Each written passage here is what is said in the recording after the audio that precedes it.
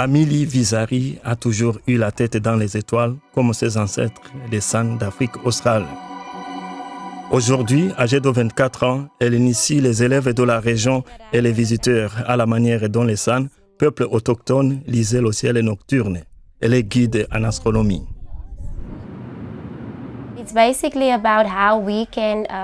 L'objectif, c'est de partager les histoires indigènes que les San racontaient sur le ciel et le cosmos et d'en faire une vraie expérience pour les touristes. Amili vit à Carnarvon, une petite ville isolée au cœur du désert du Karoo. Son climat aride et ses vastes étendues en ont fait, depuis des millénaires, un territoire inhospitalier. Mais ces conditions hostiles limitent aussi la pollution lumineuse ou électronique. C'est un véritable paradis pour observer les étoiles. La région a été choisie pour accueillir le plus grand projet de radiotélescope au monde, le SKA, capable de capter des signaux datant du tout premier instant de l'univers. Et pour ce territoire longtemps délaissé, l'opportunité n'est pas seulement économique. Il pourrait aussi, au passage, contribuer à redonner vie à un écosystème fragilisé. Une zone de 135 000 hectares autour est protégée depuis 2020. C'est le parc national Meerkat, situé à environ 90 km de Carnarvon. Il a été conçu pour protéger les instruments astronomiques, pas pour le tourisme. Mais ce statut particulier permet désormais à des écologues et des chercheurs de restaurer peu à peu cet environnement fragilisé par des siècles d'élevage et de surpâturage. Venant Khaled est botaniste. Il étudie la population d'arbres à carquois présents dans le parc. Ces succulentes emblématiques poussent naturellement en Afrique du Sud et en Namibie. Comme de nombreux arbres ici, beaucoup ont été abîmés par les bêtes. Les feuilles sont très appréciées par des animaux domestiques comme les moutons et les chèvres, surtout quand les plants sont encore jeunes. Et souvent, l'animal a arraché et debout d'écorce pour atteindre l'humidité à l'intérieur.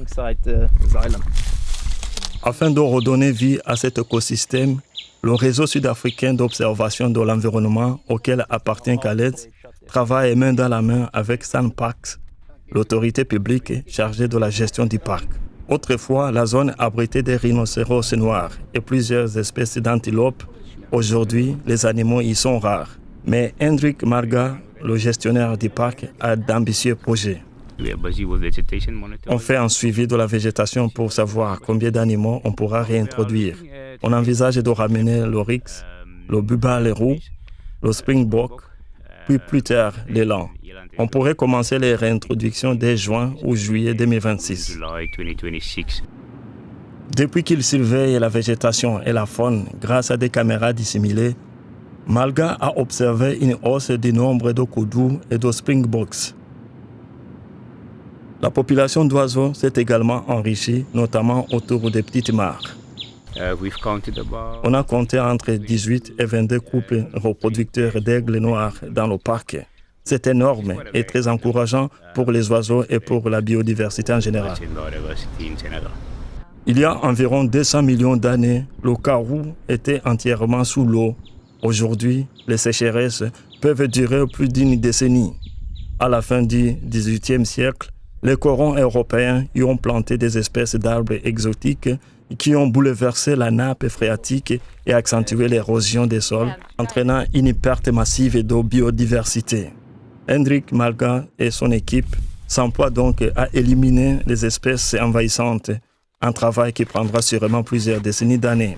Mais il reste convaincu que l'écosystème pourra se rétablir, notamment grâce au projet SKA. Sans le projet, jamais ces 135 000 hectares n'auraient pas été placés sous protection. Le lien entre le développement, la biodiversité et la conservation est essentiel. D'un côté, on crée des emplois et on dynamise l'économie. De l'autre, on protège l'environnement. C'est un partenariat d'égal à égal qui fonctionne vraiment bien. Retour à Carnarvon, où Emily Visari a été formée grâce au financement de Sarao.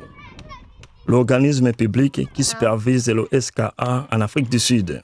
La jeune guide affirme que le projet transforme déjà sa communauté. Depuis que le SKA est là, beaucoup de jeunes ont pu quitter la ville pour étudier. Le projet a financé leurs études et certains sont revenus après leur formation pour travailler sur le site. Comme elle ne peut pas encore vivre uniquement de son activité de guide, Amélie travaille comme assistante au lycée de la localité. Dès qu'elle en a l'occasion, elle amène les élèves sur le terrain pour leur faire découvrir le savoir des San sur les plantes médicinales et leur lien intime avec la nature. Ce soir, elle prépare un repas traditionnel pour la veille autour du feu. Beaucoup d'enfants viennent de foyers en difficulté. Alors je crois qu'ils apprécient vraiment le petit repas qu'ils peuvent recevoir ici quand c'est possible.